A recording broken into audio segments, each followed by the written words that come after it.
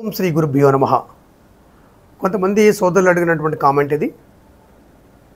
మంత్రం జపం చేసేటటువంటి వారు ఒక్కొక్క రోజు మంత్రం జపం చేయకపోతే, అంటే రోజు మంత్రం చదవకపోతే అనర్థమా, నష్టమా, దేవతా శాపానికి గురి కావాలా? కొంతమంది ఈ విధంగా భయపెడుతున్నారు. ఏం చేయాలి గురువు గారు? యథార్థానికి మనము రోజు ఆహారం తీసుకుంటే ఏమవుతుంది మనకి చెప్పండి? రోజు బలంగా ఉంటాం, శక్తితో ఉంటాం.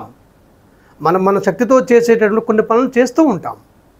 రోజు ఆహారం తీసుకోకుండా ఒక్కొక్క రోజు మనము పస్తులు ఉంచితే దేహాన్ని శక్తి తగ్గుతుంది. మరలా మర్నాడు ఆహారం తీసుకుంటే మరలా యథావిధిగా ఉంటాం. ఇదే విధానాన్ని మనం ఫాలో అవ్వాలి ఎప్పుడూ కూడా.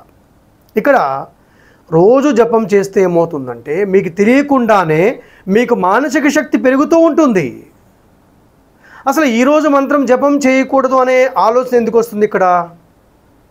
అది రానేకూడదు. ఈ జీవితంలో దినచర్యలో భాగమైపోవాలి భగవత్ నామస్మరణ.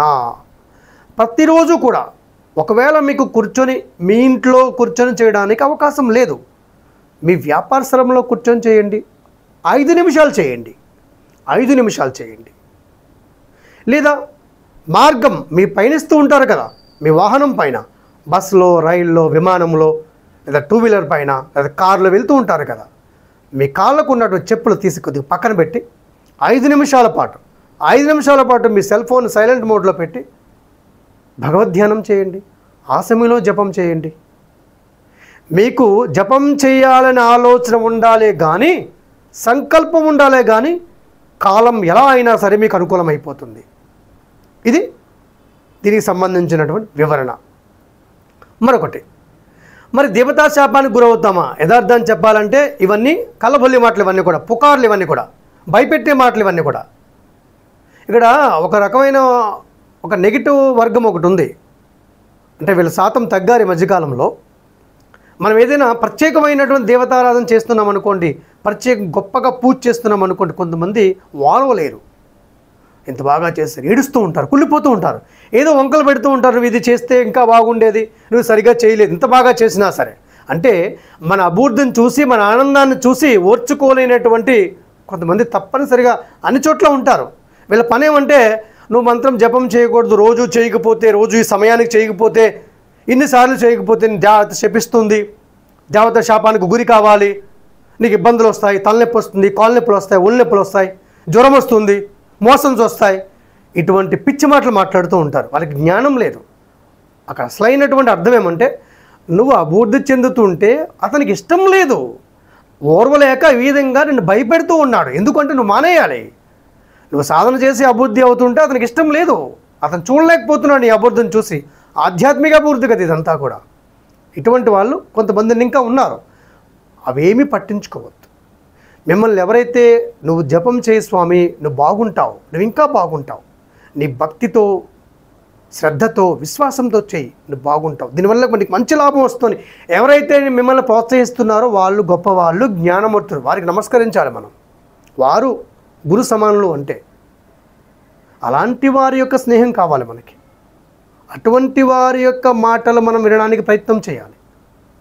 అంతైతే వంకలు పెట్టేవాళ్ళు, మన లోపల తప్పులు వెతికేటటువంటి వాళ్ళు, మనం చేస్తుంటే ఓరలేనటువంటి కోవకి సంబంధించినటువంటి వారు, దయచేసి అటువంటి వారిని పట్టించుకోవద్దు.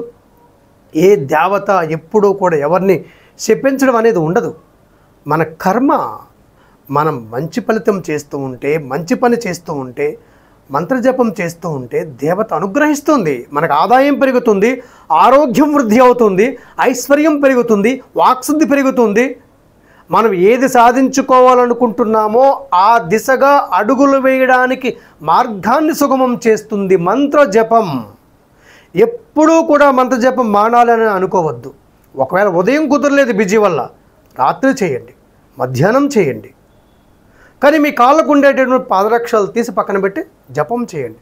మీరు మీ పూజా మందిరంలోనే చేయాలని ఎప్పుడూ కూడా చెప్పలేదు. అలాగే ముఖ్యమైన పర్వదినాలు, శుద్ధాష్టమి, కాళాష్టమి అంటే బహుళాష్టమి, అమావాస్య, పౌర్ణమి, ఏకాదశి, ఇటువంటి పర్వదినాల్లో మాత్రం మీరు మీ యొక్క గృహంలో ఖచ్చితంగా జపం చేయడానికి ప్రయత్నం చేయండి. ఒకవేళ మీరు మీ ఇల్లంతా కలిసి మీ గృహంలో ఉండేటటువంటి వాళ్ళందరూ కలిసి ఏదైనా యాత్రకు వెళ్ళారు, లేదంటే అనుకోని విధంగా ఎక్కడికో వెళ్ళాల్సి వచ్చింది. అప్పుడు మీరు ఏం చేయాలి అంటే మీ యొక్క దేవతా మందిరంలో ఒక చిన్న రాగి గ్లాసులో కొద్దిగా నీటిని వేసి అక్కడ ఉంచి వెళ్ళిపోండి.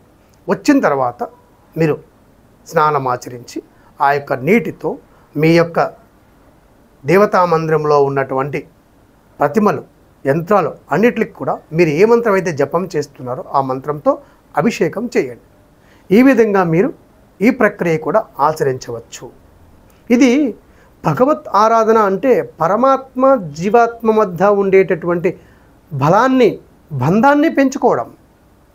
భగవంతుడి యొక్క సంపూర్ణమైనటువంటి ఆదేశాలను మనము మనసా వాచ కర్మేణ స్వీకరించడానికి, వాటిని ఆచరించడానికి శక్తిని పొందేటటువంటి ప్రక్రియయే ఈ పూజ, జపం, సాధన, ఉపాసన, అనుష్ఠానం. ఇక్కడ కులమని, వర్ణమని, వర్గమని, ఆడవారిని, మగవారిని భేదము లేనే లేదు.